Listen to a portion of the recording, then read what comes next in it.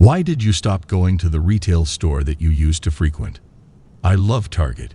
Just walking in there gives me a happy, nicely laid out, really nicely designed merchandise. It's a pleasure to browse. I used to buy a lot of stuff there, on what they call plus size.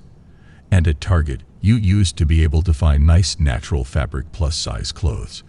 But something or other happened, and these days you might find a dispirited looking rack or two of plus size clothes behind the maternity. Talk about feeling like a second-class citizen. If I'm looking for a cute, hip coffee mug or a purse or scarf, I will go to Target and enjoy the experience. For clothing, generally, Goodwill. No one seems to be mentioning Walmart, which years ago was so cool. Now, it is different. They are so worried about being ripped off that they are treating us all like shoplifters. A guy at the door checking my receipt gates that alarm if you walk through from the store instead of the registers. So many self-checkouts, and now they are so busy filling called-in orders that they do not have time to keep the shelves filled. I wanted to look at a $20 earphones, but they were locked on the display. Yep, they have succeeded in driving me out. There are lots and lots and lots of stores who act like they are glad I walked through the door. I will go there instead. When I worked full-time in the corporate world, I frequented Kohl's. I never did like their coupon system. I'm standing right here in your store at the checkout line. Do not give me a great coupon for next time. But I would stop there after work and load up on basics for work, mostly in black, trying to solve the problem of having an overflowing closet, but nothing to wear. During that time period, I would find bags from Kohl's in my trunk and not remember what was in them. I'd never brought them in the house.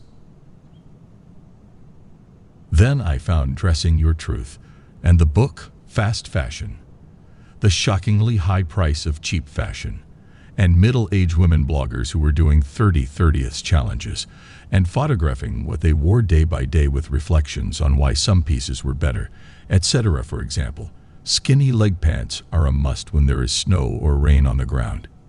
Easy to do. Why had I never noticed this? Short sleeve or sleeveless tops are great in the winter because they do not bunch up awkwardly under cardigans and sweaters. Why had I never figured this out on my own? I found out what my body type was and wrote myself little note cards of what I liked and what I knew I did not like in color, texture, stretch, fit, etc. And I learned to shop with purpose. I would go through my checklist before exiting my car, followed by my second checklist. Was I shopping because I felt hungry, angry, depressed, lonely? Then I would drive away from the parking lot and resolve the real problem by getting something to eat or calling a friend.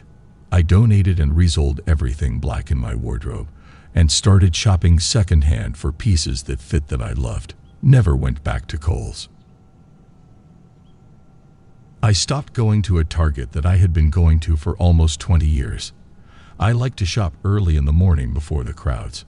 I went to Target early on a Monday and the only checkouts open were self-checkouts. There was one person there to help people if they had problems, which I did trying to get my $5 gift card.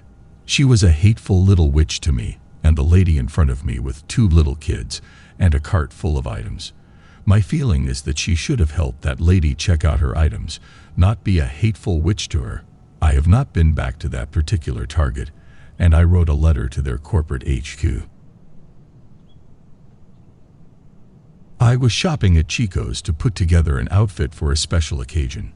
A sales lady had spent a lot of time helping me as I am not the easiest person to fit and am selective. After some trial and error, we got a workable outfit together, but she told me she was off shift and had to leave while I was still getting dressed.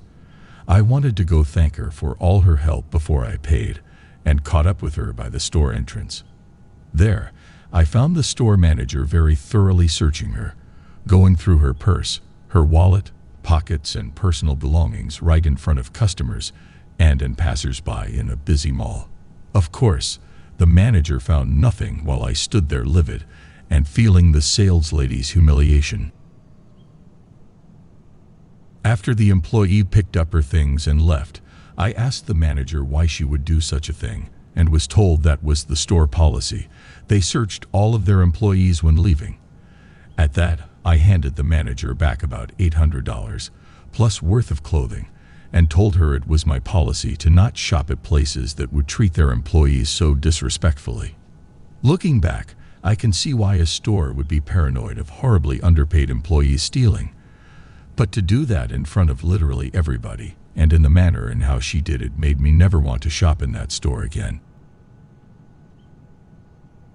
Sears used to be the store where if you needed any clothing or durable goods, you could get good quality at a reasonable price, even better when they had sales or 10% off everything when you used your Sears credit card.